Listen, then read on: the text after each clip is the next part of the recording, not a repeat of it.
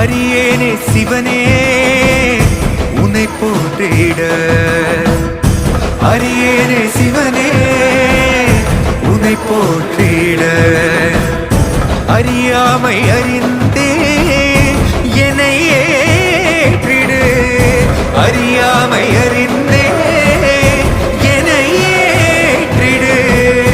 உன்னுள்ளே என்றும் வாழ்பவனை, மாயத்தின் வாயில் வீழ்பவனை நீயே காப்பாற்று.